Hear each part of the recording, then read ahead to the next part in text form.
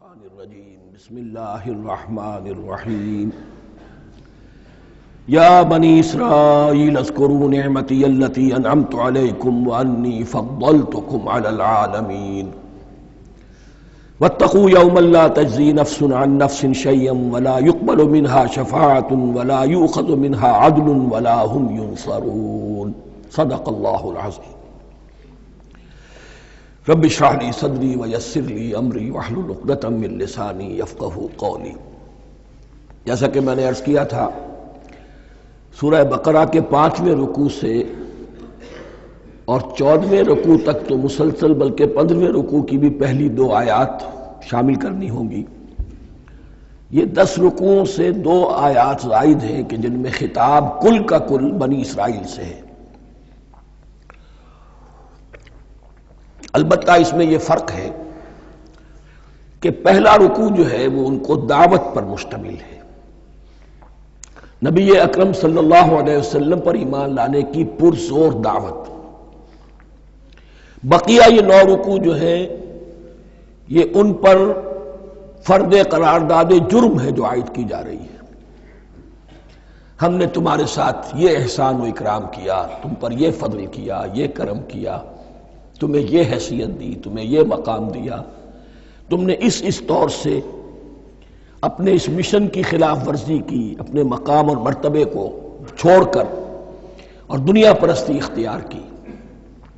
یہ جو 9 رکوع ہیں ان میں بنی اسرائیل کی تاریخ کا تو یوں سمجھیے کہ ایک بہت بڑا حصہ اور نمایاں اس کے فیچرز آئیں گے، لیکن یہ سمجھ لیجئے کہ اصل میں یہ امت مسلمہ کو بھی ایک پیشگی تنبیہ ہے کہ کوئی مسلمان امت جب بگڑتی ہے تو یہ چیزیں اس میں آ جاتی ہیں۔ چنانچہ احادیث موجود ہیں حضور کی، لَيَأْتِيَنَّ عَلَىٰ أُمَّتِي مَا أَتَىٰ عَلَىٰ بَنِي إِسْرَائِيلَ حَزْوَ النَّعْلِ بِالنَّعْلِ، میری امت پر بھی وہ سب حالات وارد ہوں گے جو بنی اسرائیل پر آئے، بالکل ایسے جیسے ایک جوتی دوسری جوتی سے مشابہ ہوتی ہے۔ ایک اور حدیث میں فرمایا لَتَتَّبِعُنَّ سُنَنَ مَن قَبْلِكُمْ، تم لازماً اپنے سے پہلوں کی پیروی کرو گے۔ اور اس میں اس حد تک بھی آپ نے وضاحت کر دی کہ اگر وہ سابق امت مسلمہ، سابق امت، اگر وہ گوہ کے بل میں گھسی تھی تم بھی گھسو گے، اور اگر ان میں کوئی بدبخت ایسا اٹھا جس نے اپنی ماں سے زنا کیا تو تم میں سے بھی کوئی شقی ایسا ضرور اٹھے گا جو یہ حرکت کرے گا۔ اس اعتبار سے ان رکوعوں کو پڑھتے ہوئے یہ نہ سمجھیے یہ اگلوں کی داستان ہے، پچھلوں کی کہانیاں ہیں، نہیں۔ خوش طرح باشد کے سر دل براں، گفت آیت در حدیث دیگراں، یہ ہمارے لیے ایک آئینہ ہے اور ہمیں ہر مرحلے پر سوچنا ہوگا، دروبینی کرنی ہوگی، انٹروسپیکشن، کہ کہیں اسی گمراہی میں ہم مبتلا تو نہیں۔ دیکھتے جائیے گا۔ دوسرا نقطہ پہلے سے یہ سمجھ لیجئے، یہ جو 2 آیتیں میں نے 6 رکوع کی تلاوت کی ہیں، بعین ہی یہی 2 آیتیں 15ویں رکوع میں آئیں گی، اور اس کو یوں سمجھیے کہ یہ 2 بریکٹس ہیں۔ 9 رکوعوں کا مضمون ان 2 بریکٹس کے درمیان ہے۔ یہ 2 آیتیں یہاں سے بریکٹ شروع ہو رہی ہیں، وہ 2 آیتیں ان پر بریکٹ ختم ہو رہی ہیں، بعین ہی وہی آیات۔ ایک آیت میں تو شوشے کا بھی فرق نہیں، دوسری آیت میں صرف ترتیب بدلی ہے، مضمون وہی ہے۔ اس کے مابین جو کچھ ہے، اس سے باہر یہ جو 5واں رکوع تھا، اس کے مضامین گویا کہ ضرب کھا رہے ہیں بریکٹ کے اندر کے سارے مضامین سے۔ یہ حساب کا بہت ہی عام فہم سا قاعدہ ہے، بریکٹ کے باہر کوئی رقم لکھی ہوئی ہے جس کے بعد کوئی زبر، کوئی جمع یا تفریق اگر نہیں ہے تو وہ ضرب کھائے گی، بریکٹ کے اندر جتنی بھی ویلیوز ہیں ان کے ساتھ ضرب کھائے گی۔ تو گویا کہ ہر قدم پر حضور پر دعوت، ایمان لانے کی دعوت اس پورے معاملے میں موجود ہے، اس لیے کہ اس میں بعض آیتیں ایسی آ گئی ہیں، ایک زیادہ نمایاں ایک کم نمایاں، جن سے کچھ لوگوں کو بغالتا ہوا یا کچھ لوگوں نے فتنہ پیدا کیا جان بوجھ کر۔ یہ فتنہ ایک بار پیدا ہوا تھا اکبر کے زمانے میں، دین الہی کی شکل میں، کہ صرف خدا کو مان لینا، آخرت کو مان لینا اور نیک اعمال کرنا نجات کے لیے کافی ہے، کسی رسول پر ایمان لانا ضروری نہیں ہے۔ یہ صوفیہ میں بھی یہ فتنہ بہت بڑے پیمانے پر آیا. مسجد مندر ہکڑو نور، مسجد میں اور مندر میں ایک ہی نور ہے، سب مذاہب ایک ہی ہے. سارا فرق جو ہے شریعتوں کا ہے، عبادت کے ظاہری شکل کا ہے، وہ ہے رسولوں سے متعلق. رسولوں کو بیچ میں سے نکال دیجئے تو یہ دین الہی رہ جائے گا، اللہ کا دین.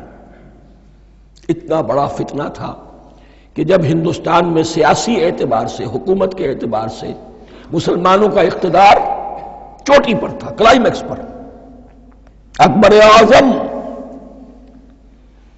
اس وقت یہ دین الہی کا فتنہ اٹھا کہ دین محمدی کا اب دور ختم ہو گیا. وہ 1000 سال کے لیے تھا، 1000 سال پورے ہو گئے، اب الف ثانی ہے، دوسرا 1000 سال ہے، اس کے لیے نیا دین ہے. اسے دین اکبری بھی کہا گیا اور دین الہی بھی کہا گیا. اور اس میں ایک آیت آئے گی جس سے استدلال کیا ہے کچھ لوگوں.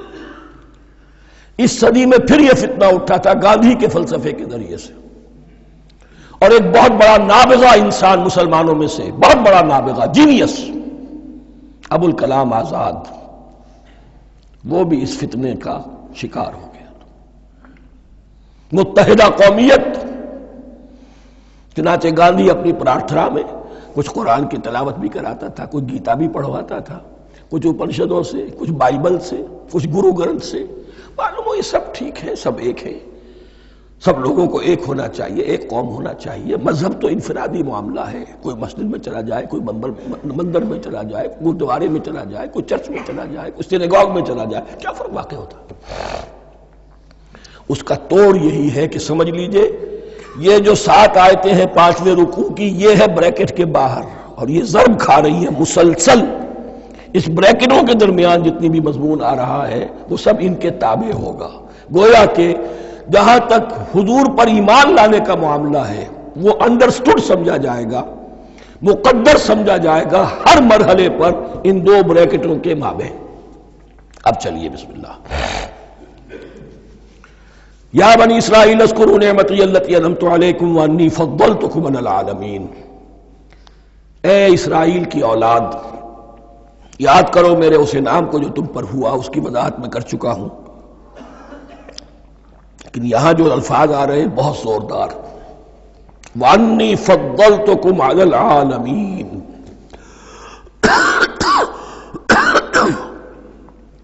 میں نے تمہیں فضیلت عطا کی تمام جہانوں پر.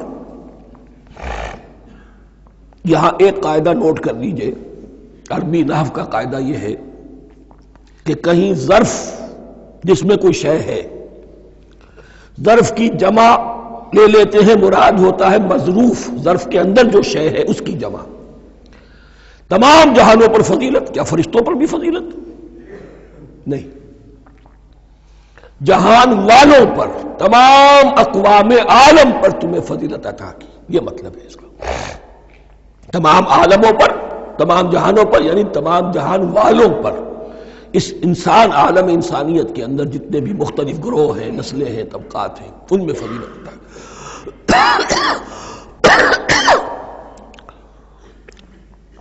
وَاتَّقُوا يَوْمًا لَا تَجْزِي نَفْسٌ عَن نَفْسٍ شَيْئًا. میں عرض کر چکا ہوں، اب تیسری مرتبہ پھر عرض کر رہا ہوں. اصل شے آخرت، محاسبہ آخرت. یہ مستحضر ہوگا تو انسان سیدھا رہے گا. اس میں کمزوری آ جائے، ضعف آ جائے تو باقی ایمان باللہ، ایمان بالرسالت، یہ نہ معلوم کیا کیا شکلیں اختیار کر لیں. دیکھیے اس آیت کے اندر 4 اعتبارات سے محاسبہ آخرت کا زور ہے. وَاتَّقُوا يَوْمًا، ڈرو اس دن سے، لا تجزی نفس عن نفس شیئا، جس دن کوئی جان کسی دوسرے کے کام نہ آ سکے گی. ولا يقبل منها شفاعہ، اور نہ کسی سے کوئی سفارش یا شفاعت قبول کی جائے گی. Categorical denial. ولا يؤخذ منها عدل، نہ کسی سے فدیہ قبول کیا جائے گا. ولا هم ينصرون، اور نہ انہیں کوئی مدد مل سکے گی. ہم نے طرح طرح کے عقیدے، شفاعت باطلہ کا تصور. اہل عرب سمجھتے تھے ہمیں یہ فرشتے جو ہے خدا کی بیٹیاں ہیں، یہ لات اور منات اور عزا، ہم نے ان کے بت بنا رکھے ہیں. پوچھتے ہیں یہ اپنے ابا جان سے اللہ کی بیٹیاں ہیں نا، لاڈلی بیٹیاں چھڑا لیں گے ہمارے ہاں بھی تصور ہے اولیاء اللہ چھڑا لیں گے. یا شفاعت باطلہ، خود حضور کی شفاعت کے بارے میں جو غلط تصورات ہیں. ایک شفاعت حقہ ہے، اس کی وضاحت کا یہ موقع نہیں ہے. وہ آیت الکرسی پہ جب ہم پہنچیں گے انشاءاللہ تعالیٰ اسی سورہ مبارکہ میں تو اس کی وضاحت بھی ہوگی. یہ سارے جو ہم نے جو گھڑ رکھے ہیں خیالات، ان کی نفی اس آیت کے حوالے سے کی. وَاتَّقُوا يَوْمًا لَا تَجْزِي نَفْسٌ عَن نَفْسٍ شَيْئًا، کوئی انسان دوسرے انسان کے کام نہیں آ سکے گا. وَلَا يُقْبَلُ مِنْهَا شَفَاعَةٌ، کسی جان کی طرف سے کوئی سفارش قبول نہیں ہوگی. وَلَا يُؤْخَذُ مِنْهَا عَدْلٌ، نہ کوئی فدیہ قبول کیا جائے گا. وَلَا هُمْ يُنصَرُونَ، نہ انہیں کوئی مدد مل سکے گی. اب اس کے بعد اللہ تعالیٰ کے احسانات اور ان کی طرف سے جو ناشکریاں ہوئی ہیں ان کی بڑی تفصیل کے ساتھ اب بات چلے گی. تفصیل نہیں، تیزی کے ساتھ. یہ واقعات کئی 100 برس کے ہیں، لیکن ایک تو یہ کہ ان کی تفاصیل مکی صورتوں میں آ گئی ہیں. سب سے زیادہ سورہ اعراف میں ملے گی، اور بھی کئی صورتوں میں آپ کو مل جائے گی. یہاں پر تو پے بپے، جیسے کہ ایک قرارداد جرم کسی پر کی جاتی ہے تو اس میں سب گنوائے جاتے ہیں، تم نے یہ کیا یہ کیا یہ کیا. وَإِذْ نَجَّيْنَاكُم مِّنْ آلِ فِرْعَوْنَ، اور ذرا یاد کرو جب کہ ہم نے تمہیں نجات دی تھی فرعون کی قوم سے. یسومونکم سوء العذاب، وہ تمہیں بدترین عذاب میں مبتلا کیے ہوئے تھے. یذبحون ابناءکم ویستحیون نساءکم، تمہارے بیٹوں کو ذبح کر ڈالتے تھے اور تمہاری عورتوں کو زندہ رکھتے تھے. عورتیں تو پھر ان کے کام آتی تھی، گھر میں کام کاج کے لونیاں بنتی تھی، گھروں میں ڈال لیتے تھے. لیکن لڑکوں کو، اور یہ 2 موقع پر ہوا ہے بنی اسرائیل کے ساتھ، یہ بعد میں انشاءاللہ اس کی تفصیل آئے گی. وَفِي ذَلِكُمْ بَلَاءٌ مِّن رَبِّكُمْ عَظِيمٌ، اور یقیناً اس میں تمہارے رب کی طرف سے تمہارے لیے بڑی آزمائش تھی. وَإِذْ فَرَقْنَا بِكُمُ الْبَحْرَ، اور یاد کرو جب کہ ہم نے تمہارے لیے سمندر کو پھاڑ دیا یا دریا کو پھاڑ دیا. یہ ایک مختلف فی بات ہے کہ کس جگہ سے کراس کیا تھا بنی اسرائیل نے ایجپٹ سے سینائی پیننسولا آنے کے لیے، جزیرہ نما سینا میں. ایک رائے یہ کہ دریائے نیل کو کراس کر کے گئے ہیں، لیکن یہ بات غلط ہے. دریائے نیل تو مصر کے اندر ہے، وہ کبھی بھی مصر کی حد نہیں بنا. کسی کی رائے یہ ہے کہ جو خلیج سویز ہے، بحر قلزم جو ہے ریڈ سی، وہ اوپر جا کر 2 کھاڑیوں میں تبدیل ہو جاتا ہے. خلیج عقبہ مشرق کی طرف اور خلیج سویز مغرب کی طرف، اور ان کے درمیان میں یہ سینائی پیننسولا جو ہے یہ تکون ہے. جیسے ہندوستان بھارت تکون ہے، ایسے یہ پیننسولا ہے، انڈین پیننسولا، سینائی پیننسولا. اور یہ سویز کینال تو بعد میں بنی ہے.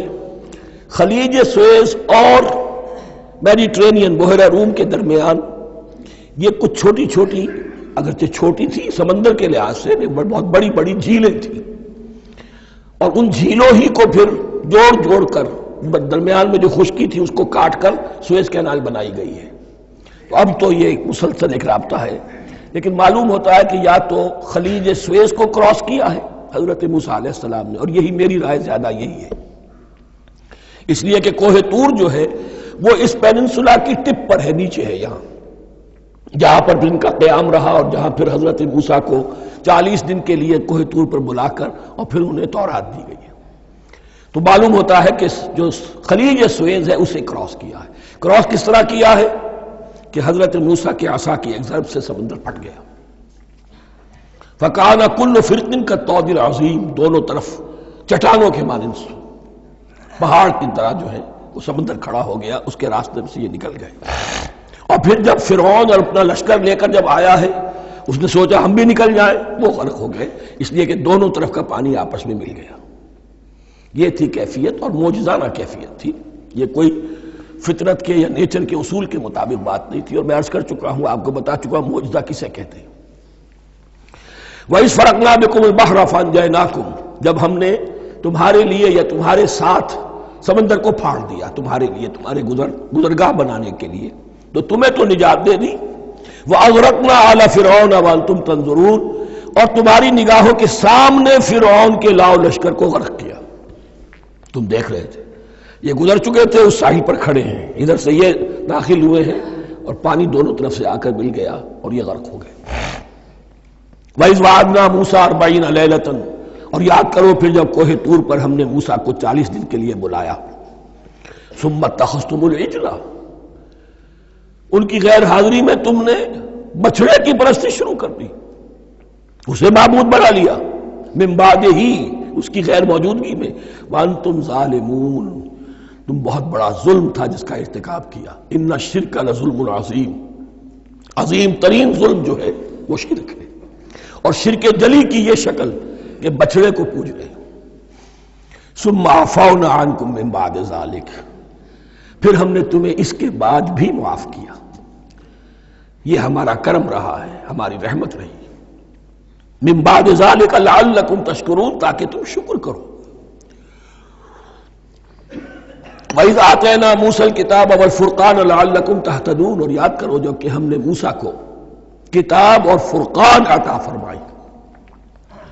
یہ فرقان حق اور باطل کے درمیان فرق کر دینے والی چیز، اور کتاب عام طور پر جو آتا ہے وہ شریعت کے لیے آتا ہے، شریعت بھی دی، کتاب بھی دی، اور فرقان بھی دیا، لعلکم تہتدون، تاکہ تم ہدایت پاؤ۔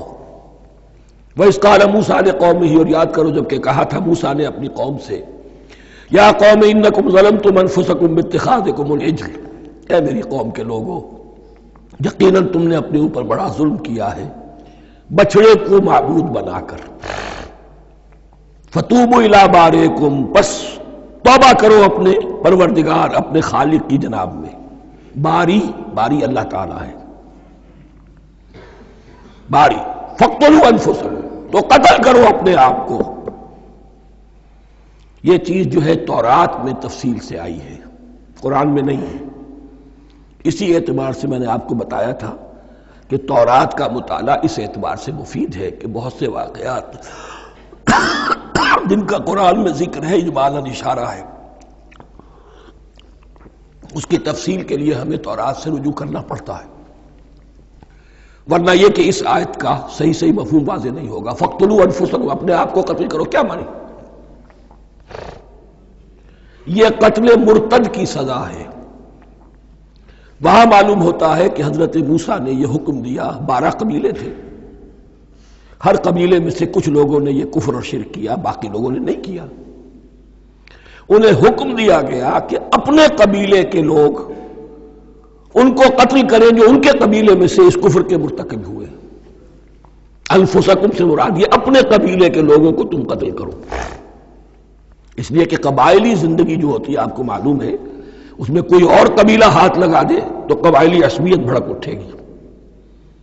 70,000 یہودی قتل ہوئے،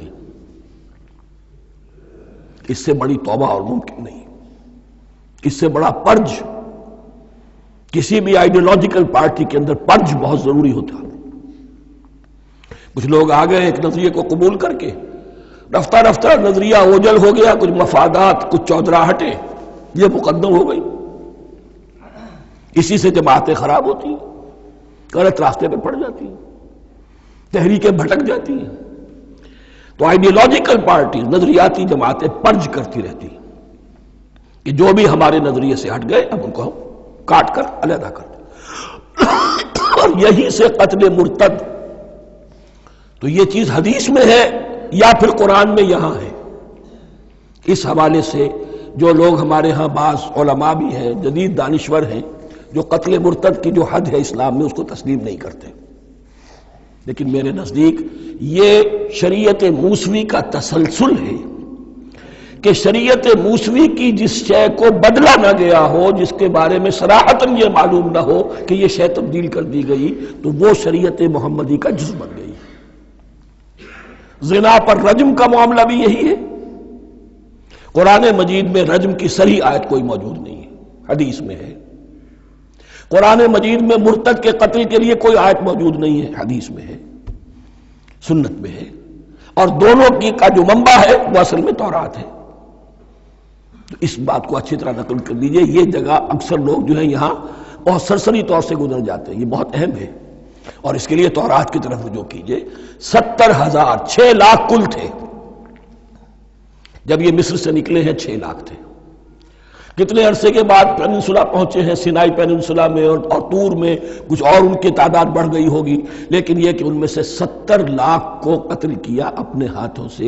ہر قبیلے نے اپنے جو مرتد تھے ان کو اپنے ہاتھ سے قتل کیا.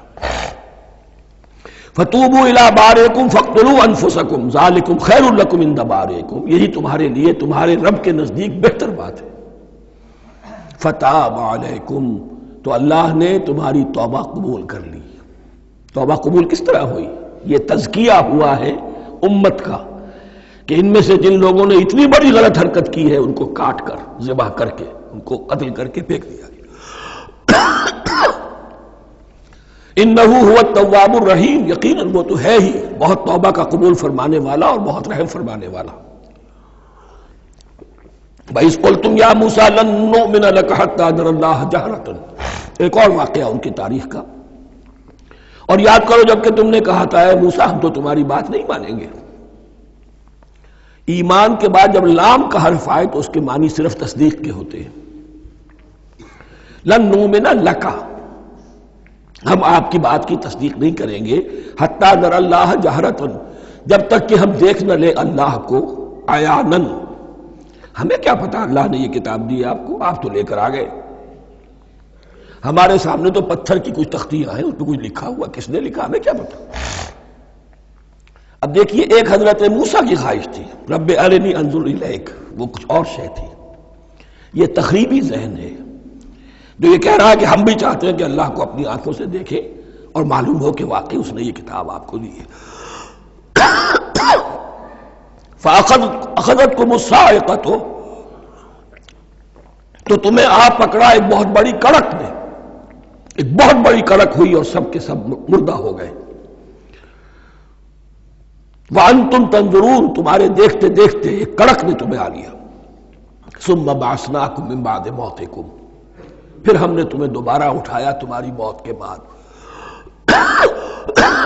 بعض لوگ اس کی یہ تعویل کر رہے ہیں کہ یہ موت نہیں تھی بلکہ بے ہوش ہو گئے تھے، یعنی جو بھی کڑک تھی اس کی وجہ سے سب کے سب بے ہوش ہو کے گر گئے. لیکن میرے نزدیک یہاں تعویل کی ضرورت نہیں. بعد سے بعد الموت اللہ کے لیے کوئی مشکل نہیں. ہم الفاظ کو خواہ کاہے کو ان کے اصل جو مفہوم ہے جو کہ صاف ہے صریح ہے اس سے خواہ کاہے کے لیے موڑ کر لے کر جائے. ثم بعثناکم من بعد موتکم لعلکم تشکرون، تاکہ تم شکر کرو.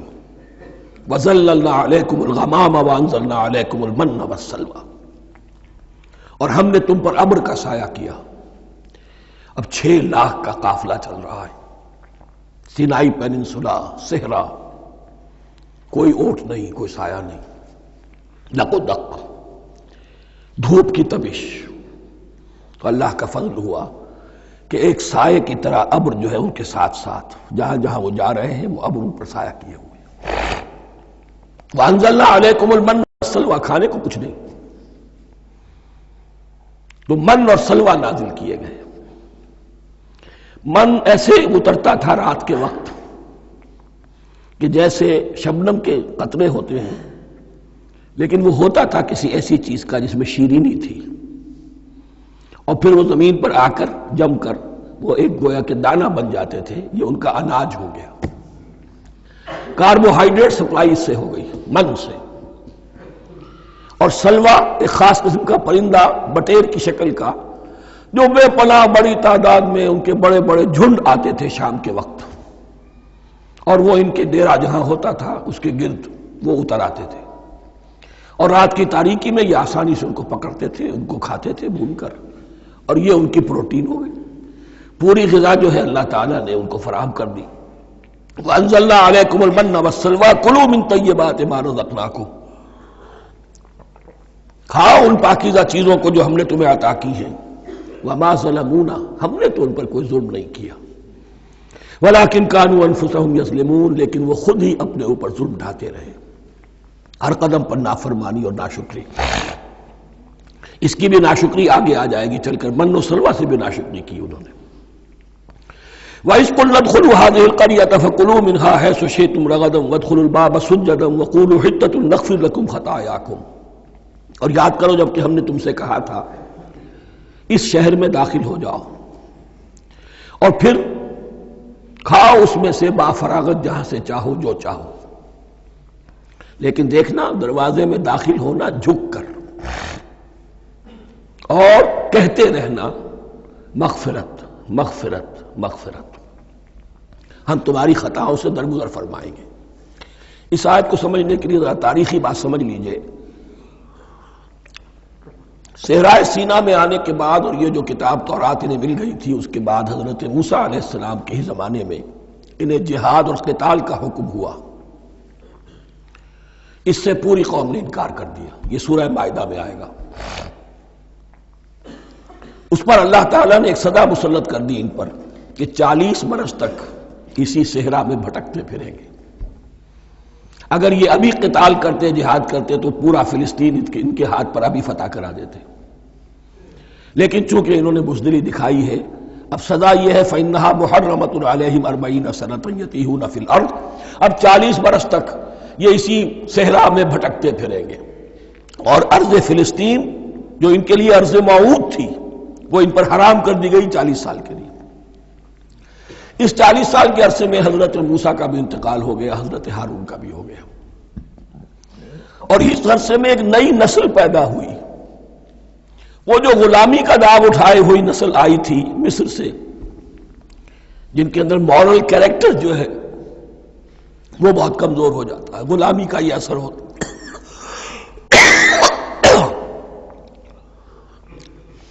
وہ پوری نسل ختم ہو گئی، نئی نسل اب پیدا ہوئی۔ 40 برس صحرا میں پیدا ہوئے، یہی پلے بڑھے، ان میں اب ایک جذبہ تھا۔ حضرت موسیٰ کے پھر جو خلیفہ تھے یوشع ابن نون، جوشوا، تورات میں ان کا نام جوشوا ہے، یوشع، ان کی سرکردگی میں اب بنی اسرائیل کی اس نئی نسل نے قتال کیا، جنگ کی، اور پہلا شہر جو فتح ہوا وہ اریحا۔ آج بھی وہ شہر جو ہے جیریکو جو آپ دیکھتے ہیں خبروں کے اندر آتا ہے بار بار، اریحا اس کا پرانا نام ہے، یہ شہر فتح ہوا۔ اس فتح کی بات کا تذکرہ ہو رہا ہے۔ یاد کرو جب کہ ہم نے تم سے کہا تھا اس بستی میں، اس شہر میں داخل ہو جاؤ فاتحانہ، اور پھر جو کچھ یہاں ہے، جو نعمتیں ہیں، ان سے متمتع ہو، کھاؤ پیو، لیکن داخل ہونا سجدہ کرتے ہوئے، مراد کیا؟ جھک کر، یعنی ایسا نہ ہو کہ تکبر کی وجہ سے تمہاری گردنیں اکڑ جائیں، گردنیں جھکا کر اللہ کا احسان مانو، یہ نہ سمجھو کہ یہ فتح تم نے حاصل کی۔ اس کی تفسیر اصل میں نظر آتی ہے حضور کی شخصیت میں، کہ جب فتح مکہ کے موقع پر مکے میں داخل ہوئے ہیں تو جس سواری پر آپ بیٹھے ہوئے تھے، آپ کی پیشانی اس کی گردن کے ساتھ جڑی ہوئی تھی۔ یہ وقت ہوتا ہے جب کہ تکبر اور تعلی، فاتح کی حیثیت سے آنا، اور بندہ مومن کے لیے یہی وقت ہے تواضع کا، جھکنے کا۔ وَقُولُوا حِطَّةٌ، حتیٰ یحط کہتے ہیں جھاڑ دینے کو، تو اس کے معنی کیا ہے؟ اے اللہ ہمارے گناہ جھاڑ دے، مغفرت، اے اللہ ہمیں مغفرت، ہماری مغفرت فرما، جو خطائیں ہو گئی بخش دے۔ قولوا حِطَّةٌ، تمہاری زبان پر استغفار ہونا چاہیے، تمہاری گردنیں جھکی ہوئی ہونی چاہیے۔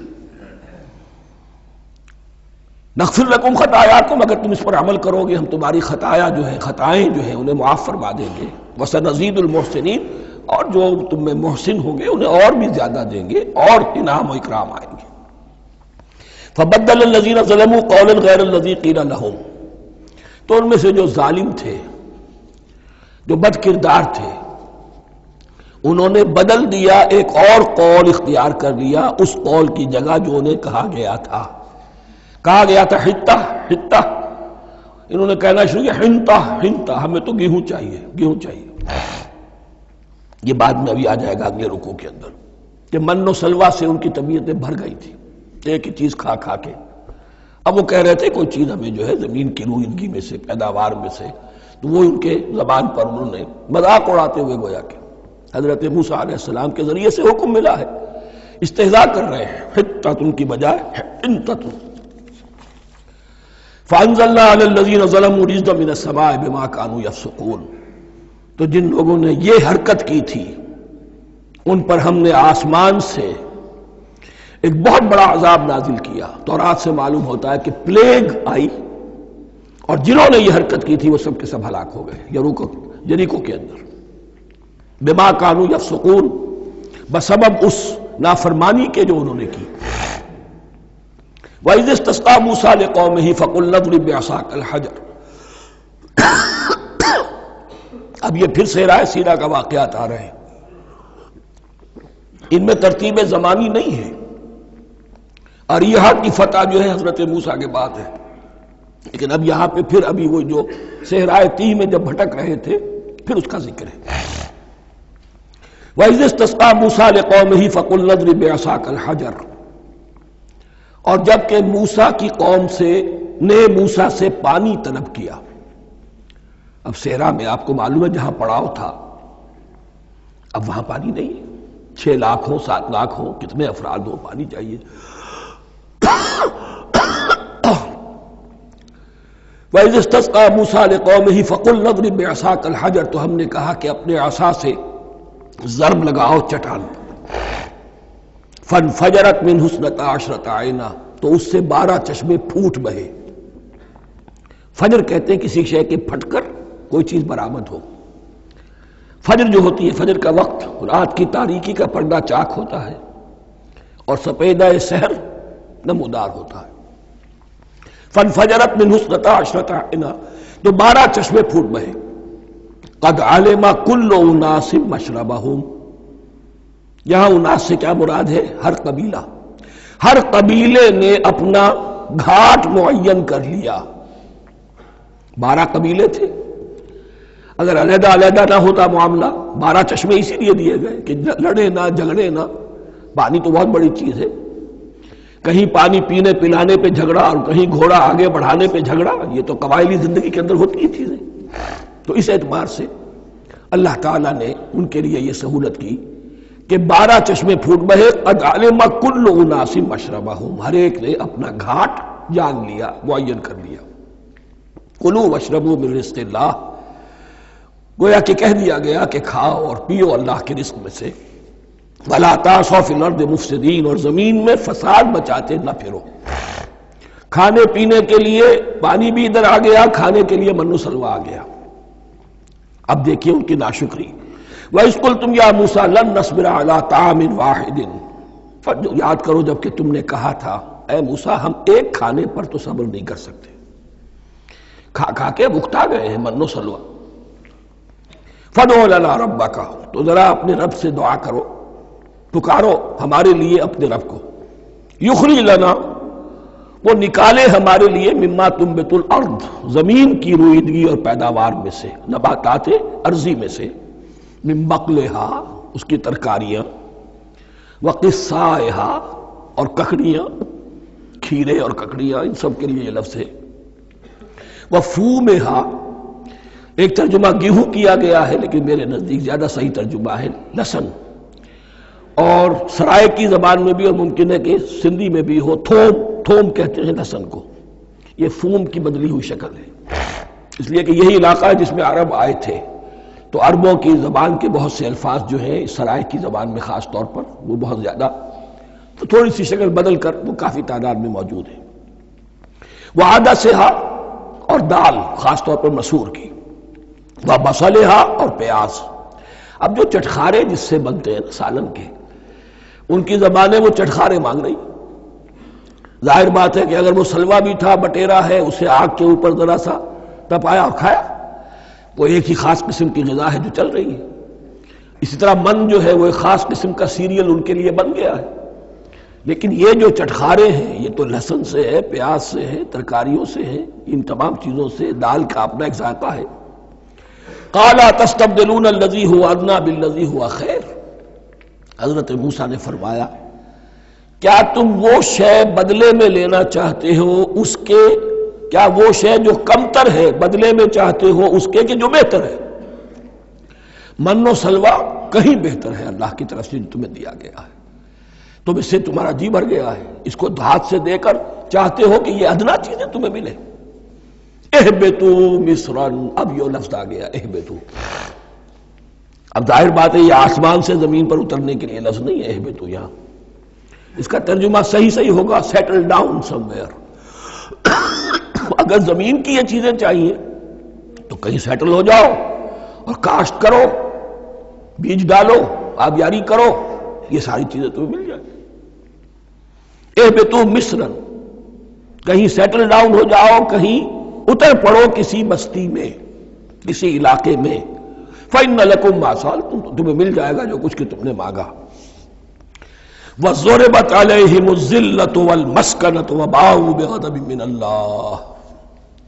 اب یہ ہے ان کی وہ خباثتیں، ان کے وہ ناشکریاں، ان کی وہ معصیتیں، ان پر جو آخری حکم دیا جا رہا ہے، جو اگر آپ برا نہ مانیں تو میں عرض کروں گا آج یہود پر اتنا اپلیکیبل نہیں ہے جتنا مسلمانوں پر ہے۔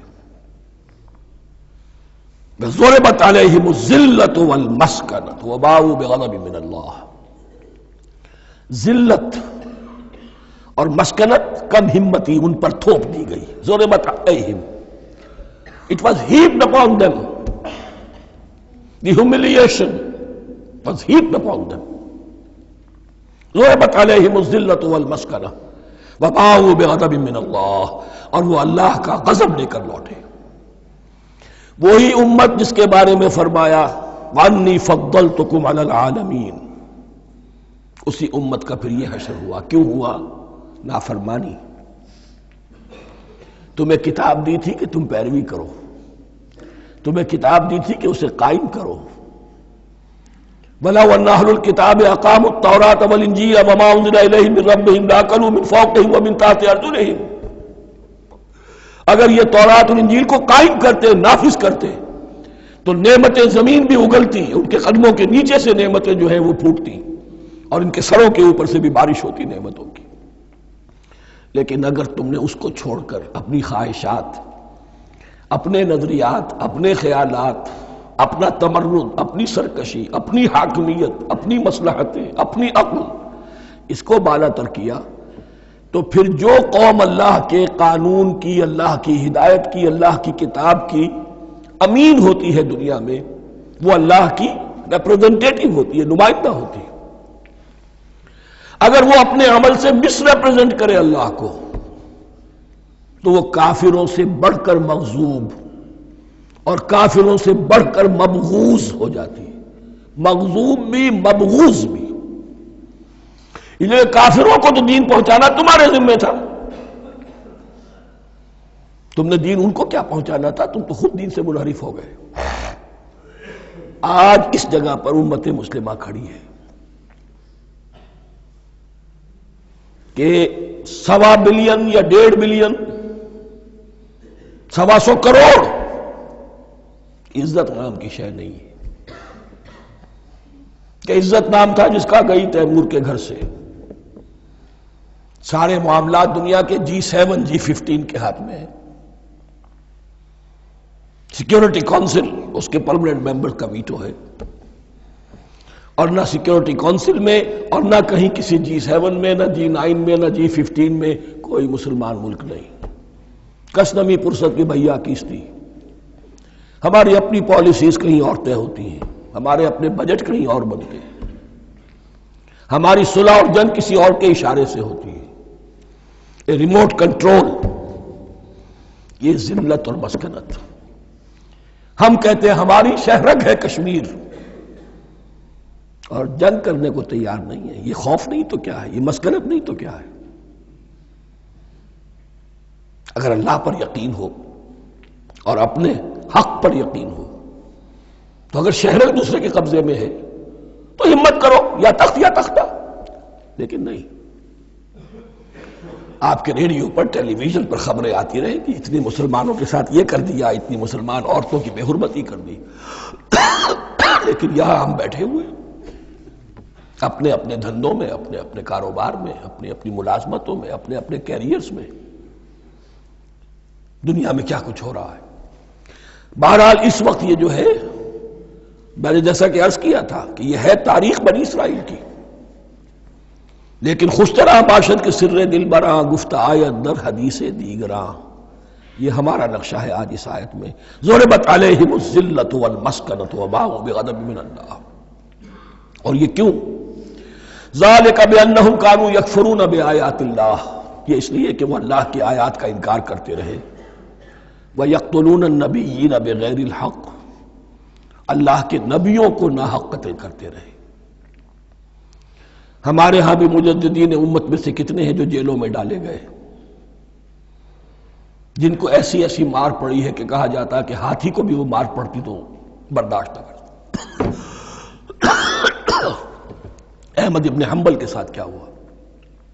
ابو حنیفہ جیل میں انتقال کیا، امام مالک کے کندھے کھینچ دیے گئے، اتار دیے گئے، منہ کالا کر کے اور اونٹ پر بٹھا کر پھرایا گیا۔ امام دار الہجرہ شیخ احمد سرہندی جیل میں رہے، سید احمد بریلوی اور ان کے ساتھیوں کو خود مسلمانوں نے تہہ تیغ کیا ہے۔ بہرحال یہ داستانیں ہیں، اب نبی تو کوئی نہیں آئے گا، ان کے ہاں نبی تھے، ہمارے ہاں مجددین ہیں، علماء حق ہیں، جیسے کہ حدیث بھی ہے علماء امتی کا انبیاء بنی اسرائیل، تو جو انہوں نے انبیاء کے ساتھ کیا ہم نے مجددین اور علماء کے ساتھ کیا۔ ذالک بما عصوا وکانوا یعتدون، اور یہ ہوا ان کی نافرمانیوں کی وجہ سے اور حد سے تجاوز کرنے کی وجہ سے۔ اللہ تعالیٰ تو ظالم نہیں ہے، اللہ نے تو اونچا مقام دیا تھا، ہمیں بھی خیر امت قرار دیا، کنتم خیر امت اخرجت للناس تأمرون بالمعروف وتنہون عن المنکر وتؤمنون باللہ۔ اب اگر ہم نے وہ اپنا مشن چھوڑ دیا تو ذلت اور مسکنت وہ ہمارا مقدر بن گئی۔ اللہ کا قانون اور اللہ کا عدل بے لاگ ہے، وہ فرام امہ ٹو امہ چینج نہیں ہوتا۔ سنت اللہ جو ہے لن تجد لسنت اللہ تحویلا ولن تجد لسنت اللہ تبدیلا، اللہ کی سنت بدلتی نہیں۔ بنی اسرائیل کا جو حشر ہوا آج وہ ہمارا ہو رہا ہے۔ بہرحال اس پر میری جو کتاب ہے سابق اور موجودہ مسلمان امتوں کا ماضی حال اور مستقبل، اس کا مطالعہ کیجیے۔ اب آ گئی وہ آیت کہ جس سے استدلال کیا گیا ہے کہ ایمان بالرسالت نجات کے لیے ضروری نہیں ہے۔ ان الذین آمنوا والذین ہادوا والنصارى والصابئین من آمن باللہ والیوم الآخر وعمل صالحا فلہم اجرہم عند ربہم ولا خوف علیہم ولا ہم یحزنون۔ یقیناً جو لوگ ایمان لائے، اور اس سے مراد ہے جو ایمان لائے حضور پر، محمد پر صلی اللہ علیہ وسلم، والذین ہادوا اور جو یہودی ہو گئے، والنصارى اور نصرانی، والصابئین اور صابی وہ لوگ تھے عراق کے علاقے میں رہتے تھے جو کہتے تھے کہ ہم دین ابراہیمی پر ہیں، لیکن ان کے ہاں بھی بہت کچھ بگڑ گیا تھا، جیسے حضرت ابراہیم کی نسل حضرت اسماعیل کی نسل بگڑ گئی تھی تو اس طرح وہ بھی بگڑ گئے تھے، ستارہ پرستی زیادہ تر ان کے ہاں تھی۔ من آمن باللہ والیوم الآخر، جو کوئی بھی ایمان لایا اللہ پر اور یوم آخر پر، وعمل صالحا اور اس نے عمل کیے اچھے، فلہم اجرہم عند ربہم تو ان کے لیے محفوظ ہے ان کا اجر ان کے رب کے پاس، ولا خوف علیہم ولا ہم یحزنون اور نہ ان پر کوئی خوف ہوگا اور نہ وہ کسی حزن سے دوچار ہوں گے۔ ظاہر الفاظ کے اعتبار سے دیکھیے کہ یہاں ایمان بالرسالت کا ذکر نہیں ہے۔ ویسے تو اگر کوئی اس سے یہ غلط استدلال کرتا ہے تو اس کا پہلا جو اصولی جواب ہے وہ تو یہ ہے کہ ایسی حدیثیں بھی موجود ہیں، من قال لا الہ الا اللہ دخل الجنہ، تو اس کے کیا معنی ہے؟ صرف کہنے سے جنت میں داخل ہو جائیں گے، کسی عمل کی ضرورت نہیں؟ جواب یہ دیا جائے گا پورے قرآن کو سامنے رکھو، پورے حدیث کے ذخیرے کو سامنے رکھو، کسی ایک جگہ سے کوئی ایک نتیجہ نکال لینا وہ صحیح نہیں۔ لیکن اس کے علاوہ وہ اصول جو میں بیان کر چکا ہوں کہ یہ سلسلہ شروع کہاں سے ہوا ہے، 5واں رکوع، وَآمِنُوا بِمَا أَنزَلْتُ مُصَدِّقًا لِمَا مَعَكُمْ وَلَا تَكُونُوا أَوَّلَ كَافِرٍ بِهِ، انہیں ایمان کی زوردار دعوت سے تو یہ ساری بات شروع ہوئی ہے۔ اب فصاحت اور بلاغت کا یہ تقاضا ہے کہ بار بار اس کو دہرایا نہ جائے، وہ بات انڈرسٹوڈ رہے گی، مقدر رہے گی، سمجھی جائے گی کہ ہر جگہ پر وہ موجود ہے، اس لیے کہ ساری گفتگو ہو رہی ہے اسی کے حوالے سے۔ وَآمِنُوا بِمَا أَنزَلْتُ مُصَدِّقًا لِمَا مَعَكُمْ وَلَا تَكُونُوا أَوَّلَ كَافِرٍ بِهِ وَلَا تَشْتَرُوا بِآيَاتِي ثَمَنًا قَلِيلًا وَإِيَّايَ فَاتَّقُونِ۔ اس حوالے سے یوں سمجھیے اب اس آیت کو کہ یہاں پر کچھ الفاظ محذوف مانے جائیں گے. ان الذین آمنوا والذین ہادوا والنصارى والصابئین من آمن باللہ والیوم الآخر وعمل صالحا فی ایامہم فلہم اجرہم عند ربہم ولا خوف علیہم ولا ہم یحزنون. ہر دور میں جبکہ ابھی حضرت عیسیٰ نہیں آئے تھے تو جو بھی یہودی تھے اس وقت تک حضرت موسیٰ کے ماننے والے، وہ جو بھی اللہ پر ایمان رکھتے تھے اور نیک عمل کرتے تھے، آخرت کو مانتے تھے، ان کی نجات ہو جائے گی. لیکن حضرت عیسیٰ کے آنے کے بعد ان کو نہیں مانا، اب وہ کافر قرار پائے. لیکن اب حضرت عیسیٰ کے آنے کے بعد جب تک حضور نہیں آئے جو بھی مانتا ہے، لیکن یہ کہ شرط یہی ہوگی کہ اپنے اپنے زمانے میں، اصل میں نفی جس بات کی جا رہی ہے وہ یہ ہے کہ یہ نہ سمجھو کہ کسی گروہ میں ہونے سے نجات ہوتی ہے. نجات کسی گروہ میں ہونے کی وجہ سے نہیں ہے، نجات کی بنیاد ایمان اور عمل صالح ہے. کسی رسول پر ایمان لانا اپنے دور کے رسول پر وہ تو لازم ہے، لیکن یہ ہے کہ اس پر ایمان تو لے آئے اور وہ عمل صالح نہیں ہے تو نجات نہیں ہوگی. تو یہ اپنے اپنے دور میں، اپنے اپنے زمانے میں ہر امت کے لیے وَلِكُلِّ أُمَّةٍ أَجَلٌ قرآن مجید کے ایک مقام پر آیا ہے، ہر امت کے لیے ایک خاص معین مدت ہے. اس معینہ مدت میں اب ظاہر بات ہے جو لوگ حضور کی بعثت سے پہلے فوت ہو گئے ان پر تو کوئی ذمہ داری نہیں تھی حضور پر ایمان لانے کی، اور ایسے لوگ تھے، ایسے موحدین مکے میں موجود تھے جو یہ کہتے تھے کعبے کے پردے پکڑ پکڑ کر، اے اللہ ہم صرف تجھے پوجنا چاہتے ہیں، صرف تیری بندگی کرنا چاہتے، لیکن جانتے نہیں کیسے کریں. یہ بات موجود تھی اور ان کا انتقال بھی ہو گیا. یہ زید، سعید ابن زید، سعید جو حضرت عمر کے بہنوئی تھے اور وہ عشرہ مبشرہ میں سے ہیں، ان کی اہلیہ حضرت فاطمہ بنت خطاب، ان دونوں کے ایمان کو اللہ نے ذریعہ بنایا حضرت عمر کے ایمان کا. اور یہ والد تھے سعید کے زید، وہ یہ کہتے ہوئے دنیا سے چلے گئے حضور کی ابھی بعثت ہی نہیں ہوئی تھی، اے اللہ میں صرف تیری بندگی کرنا چاہتا ہوں، کیسے کروں یہ نہیں جانتا. اسی کو ذہن میں رکھیے، اہدنا الصراط المستقیم جو میں نے کہا تھا، ایک سلیم الفطرت انسان، سلیم العقل انسان توحید تک پہنچ جاتا ہے، آخرت کو پہچان لیتا ہے. لیکن اب کیا کروں؟ اس شریعت کے لیے، ان احکام کے لیے وہ دستے سوال دراز کرنے پر مجبور ہے. الحمدللہ رب العالمین الرحمن الرحیم مالک یوم الدین ایاک نعبد و ایاک نستعین اہدنا الصراط المستقیم. اسی صراط المستقیم کی دعا کا یہ جواب اب آئے گا، شروع ہوگا سورہ بقرہ سے. یہ کرو، یہ نہ کرو، یہ فرض ہے، یہ تم پر لازم کیا گیا، یہ چیز حرام کی گئی، وغیرہ وغیرہ. ان الذین آمنوا والذین ہادوا والنصارى والصابئین من آمن باللہ والیوم الآخر وعمل صالحا. اور محذوف الفاظ فی ازمنتہم، اپنے اپنے زمانے میں، یا فی ایامہم، فلہم اجرہم عند ربہم ولا خوف علیہم ولا ہم یحزنون. وَإِذْ أَخَذْنَا مِيثَاقَكُمْ وَرَفَعْنَا فَوْقَكُمُ الطُّورَ. اور ذرا یاد کرو جب کہ ہم نے تم سے عہد لیا، قول و قرار لیا، اور تمہارے اوپر اٹھا دیا طور کو، پہاڑ کو. جب تورات دی گئی تو اس وقت ایک کیفیت معجزانہ طور پر ایسی پیدا کی گئی، ان کے اوپر ایک روب ڈالنے کے لیے اور خشیت قلب میں پیدا کرنے کے لیے کوہ طور اٹھا کر معلق کر دیا گیا. اس وقت کہا گیا خذوا ما آتیناکم بقوۃ. تو اس قول و قرار کے وقت ایک معجزے کی شکل یہ ہوئی تھی. وَإِذْ أَخَذْنَا مِيثَاقَكُمْ وَرَفَعْنَا فَوْقَكُمُ الطُّورَ خُذُوا مَا آتَيْنَاكُمْ بِقُوَّةٍ وَاذْكُرُوا مَا فِيهِ لَعَلَّكُمْ تَتَّقُونَ. پکڑو اس کو مضبوطی کے ساتھ جو ہم نے تمہیں دیا ہے، اس حدیث، اس کتاب کو، تورات کو، اس شریعت کو، ان احکام کو. وَاذْكُرُوا مَا فِيهِ، اور یاد رکھو اسے جو کچھ کہ اس میں ہے، لَعَلَّكُمْ تَتَّقُونَ، تاکہ تم بچ سکو. ثُمَّ تَوَلَّيْتُم مِّن بَعْدِ ذَلِكَ، پھر تم نے روگردانی کی اس کے بعد، اس میثاق کو توڑا، میثاق الست کو توڑا تھا، اور دوسرے یہ میثاق شریعت جو تم سے لیا گیا اس کو بھی توڑا.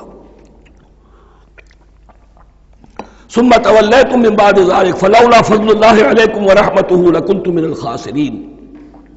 پھر اگر اللہ کا فضل تمہارے شامل حال نہ ہوتا اور اس کی رحمت تمہاری دستگیری نہ کرتی رہتی، بار بار تمہیں معاف کیا، تمہیں مہلت دی، تو اگر یہ چیز نہ ہوتی تو اسی وقت سے تم خسارہ پانے والے اور تباہ ہونے والے ہو جاتے۔ وَلَقَدْ عَلِمْتُمُ الَّذِينَ اعْتَدَوْا مِنْكُمْ فِي السَّبْتِ، اور تمہیں خوب معلوم ہے تم میں سے وہ لوگ جنہوں نے سبت کے قانون کو توڑا، حد سے تجاوز کیا۔ یہ واقعہ تفصیل کے ساتھ سورہ اعراف میں آئے گا کہ ان کی شریعت میں ہفتے کا روز معین کر دیا گیا تھا، کوئی دنیاوی کام نہیں ہوگا۔ آج بھی وہ لوگ جو ہے سبت کو، جو بھی پریکٹسنگ جیوز ہیں، وہ اس کی پابندی کرتے ہیں اور بڑی شدت سے کرتے ہیں۔ لیکن ایک زمانے میں ایک خاص ان کا قبیلہ تھا کہ جس نے ایک بڑے ہی شرعی ہیلہ ایجاد کر کے اس قانون کی دھجیاں بکھیری۔ تفصیل ہم پڑھیں گے سورہ اعراف میں۔ وَلَقَدْ عَلِمْتُمُ الَّذِينَ اعْتَدَوْا مِنْكُمْ فِي السَّبْتِ، تو تمہارے علم میں ہے تمہارے وہ لوگ کہ جنہوں نے سبت کے قانون کے ضمن میں خلاف ورزی کی۔ فَقُلْنَا لَهُمْ كُونُوا قِرَدَةً خَاسِئِينَ، تو ہم نے کہہ دیا ان کو کہ ہو جاؤ ذلیل بندر۔ ان کی شکلیں بس کر دی گئی، انہیں بندروں کی شکل میں تبدیل کر دیا گیا۔ فَجَعَلْنَاهَا نَكَالًا لِمَا بَيْنَ يَدَيْهَا، پھر ہم نے اس واقعے کو یا اس بستی کو ایک بنا دیا مثال، لوگوں کے لیے ان کی عبرت کے سامان بنا دیا، ان کے لیے بھی جو سامنے موجود تھے اس زمانے کے لوگ، اور ان کے لیے بھی جو بعد میں آنے والے تھے۔ وَمَوْعِظَةً لِّلْمُتَّقِينَ، اور اسے ایک نصیحت، ایک سبق آموزی کی بات بنا دیا اہل تقویٰ کے لیے۔ وَإِذْ قَالَ مُوسَىٰ لِقَوْمِهِ إِنَّ اللَّهَ يَأْمُرُكُمْ أَن تَذْبَحُوا بَقَرَةً، اور یاد کرو جب کہ موسیٰ نے اپنی قوم سے کہا یقیناً اللہ تمہیں حکم دیتا ہے کہ گائے کو ذبح کرو۔ یہ واقعہ میں پہلے آپ کو بتا دوں، پھر ہم یہ آیات تیزی سے پڑھ لیں گے۔ بنی اسرائیل میں ایک شخص قتل ہو گیا، عامیل نامی، اور قاتل کا پتہ نہیں چل رہا تھا۔ اللہ تعالیٰ نے حضرت موسیٰ کے ذریعے سے حکم دیا کہ ایک گائے کو ذبح کرو اور اس کے جسم کے ایک ٹکڑے سے اس مردے کو چھوؤ، وہ جی اٹھے گا اور وہ بتا دے گا میرا قاتل کون ہے۔ اب یہ کہ یہ معجزات کی شکل ہے جو بار بار آ رہے ہیں، اور سابق اس امت کے اندر معجزات کا آپ کو بہت عمل دخل ملے گا۔ اس میں ایک تو یہ کہ گائے کو ذبح کرنا، وہ گائے کے تقدس کا جو ان کے دل میں ذہن میں تھا، تو ذبح کرنے سے اس کے اوپر بھی گویا کہ ایک تلوار چلائی گئی، اور پھر انہیں دکھا بھی دیا گیا کہ ایک آدمی زندہ بھی ہو سکتا ہے، بعد سے بعد الموت کا بھی ایک نقشہ دکھا دیا گیا انہیں۔ لیکن انہیں جب یہ حکم ملا اور ان کے دلوں کے اندر وہ بچڑے کی اور گائے کی تقدیس جو ہے وہ پلی ہوئی تھی، اب انہوں نے سوال کر کے کسی طریقے سے بچنے کے لیے مین بیک نکالی، کیسی گائے ہو، کیا رنگ ہو، کس طرح کی ہو، کس عمر کی ہو۔ بالآخر یہ کہ جب ہر طرف سے گھیراؤ ان کا ہو گیا اور سب چیزیں جو ہیں ان کے سامنے واضح کر دی گئیں، تب انہوں نے یوں سمجھیے چاروں ناچار بادل ناخواستہ اس حکم پر عمل کیا۔ بس اب ترجمہ کر لیجئے۔ وَإِذْ قَالَ مُوسَىٰ لِقَوْمِهِ إِنَّ اللَّهَ يَأْمُرُكُمْ أَن تَذْبَحُوا بَقَرَةً، اور یاد کرو جب کہ موسیٰ نے کہا اپنی قوم سے کہ اللہ حکم دیتا ہے تمہیں کہ گائے کو ذبح کرو۔ قَالُوا أَتَتَّخِذُنَا هُزُوًا، انہوں نے کہا کہ آپ ہمارے ساتھ کوئی ٹھٹھا کر رہے ہیں، مذاق اڑا رہے ہیں، یہ کیا بات آپ کہہ رہے ہیں؟ قَالَ أَعُوذُ بِاللَّهِ أَنْ أَكُونَ مِنَ الْجَاهِلِينَ، فرمایا میں اللہ کی پناہ طلب کرتا ہوں اس سے کہ میں جاہلوں میں سے ہو جاؤں، کہ میں ان دین کے معاملات کے اندر استہزاء اور تمسخر کو شامل کر دوں۔ قالوا ادع لنا ربك يبين لنا ما هي، اب انہوں نے کہا اچھا ایسی بات ہے تو ذرا اپنے رب سے دعا کیجئے کہ وہ ہم پر واضح کر دے کہ وہ کیسی ہو۔ قال انه يقول، حضرت موسیٰ نے فرمایا، اللہ تعالیٰ فرماتا ہے انها بقرۃ لا فارض ولا بکر، وہ ایک ایسی گائے ہونی چاہیے کہ جو نہ بوڑھی ہو نہ بالکل بچھیا ہو، عوان بین ذالک، ان کے بین بین ہو۔ فَفَعَلُوا مَا تُؤْمَرُونَ، تو اب کر گزرو جو تمہیں حکم دیا گیا۔ قَالُوا ادْعُ لَنَا رَبَّكَ يُبَيِّن لَنَا مَا لَوْنُهَا، اب انہوں نے پھر کہا ذرا ایک دفعہ اور دعا کیجئے اپنے رب سے، وہ ہمیں بتا دے اس کا رنگ کیسا ہونا چاہیے۔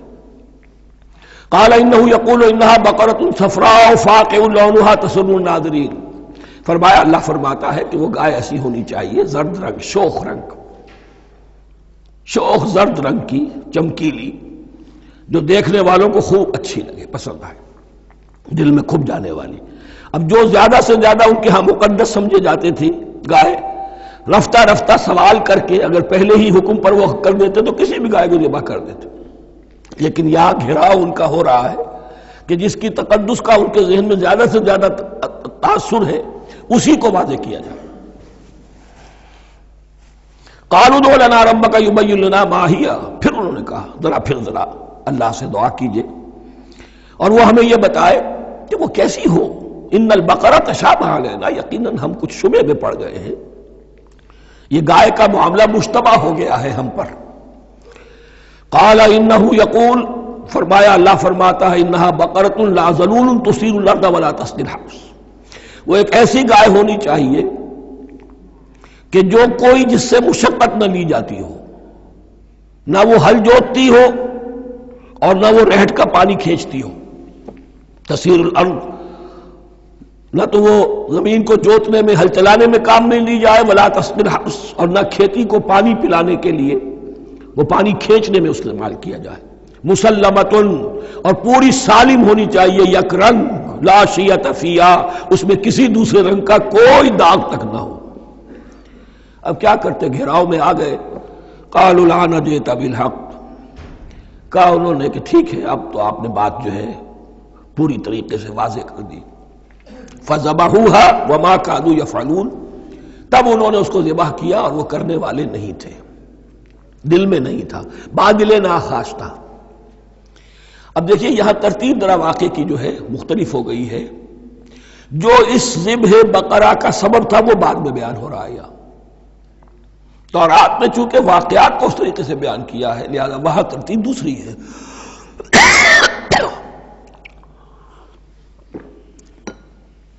وَإِذْ قَتَلْتُمْ نَفْسًا فَادَّارَأْتُمْ فِيهَا، اور یاد کرو جب کہ تم نے ایک جان کو قتل کیا تھا اور اس کا الزام تم ایک دوسرے پر لگا رہے تھے، یعنی کسی کا پتہ نہیں چل رہا تھا قاتل کون ہے۔ وَاللَّهُ مُخْرِجٌ مَا كُنتُمْ تَكْتُمُونَ، اور اللہ تعالیٰ فیصلہ کر چکا تھا کہ جو کچھ تم چھپا رہے ہو اسے نکال کر رہے گا، واضح کرے گا۔ فَقُلْ نَضْرِبُوهُ بِبَعْضِهَا، تو ہم نے حکم دیا کہ اس کی لاش کو اس گائے کے ایک ٹکڑے سے، اس کے جسم کے ایک حصے سے ضرب لگاؤ۔ کذالک یحیی اللہ الموتیٰ، اور دیکھو اس طریقے سے اللہ مردوں کو زندہ کر دے گا۔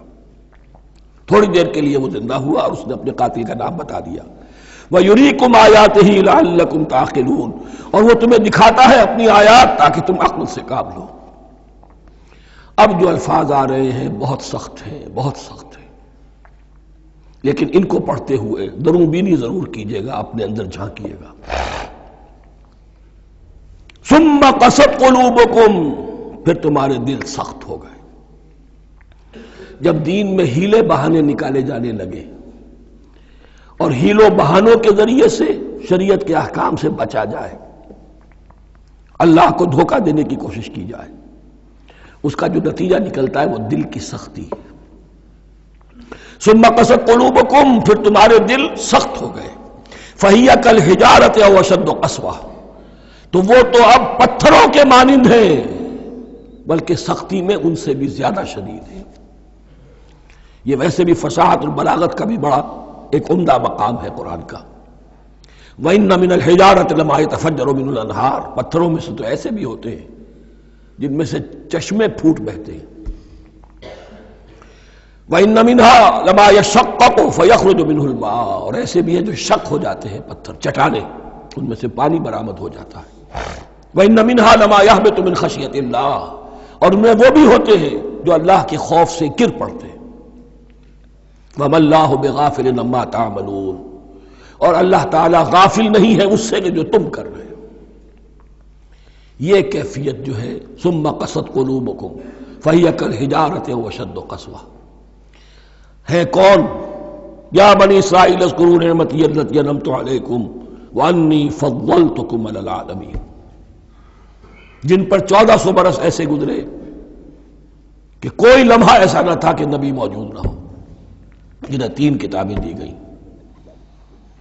لیکن یہ کہ اپنی بدعملی، عقائد میں بھی مین بیخ کر کے اپنے آپ کو بچانے کے راستے نکال لینا، اعمال میں بھی ہیلوں کے ذریعے سے، کتاب الحیل کے ذریعے سے اپنے آپ کو ذمہ داریوں سے مبرہ کر لینا، اس کا نتیجہ پھر یہ نکلتا ہے۔ اللہ تعالیٰ مجھے اور آپ کو اس انجام بد سے بچائے۔ بارک اللہ لی ولکم فی القرآن العظیم ونفعنی وإیاکم بالآیات والذکر الحکیم۔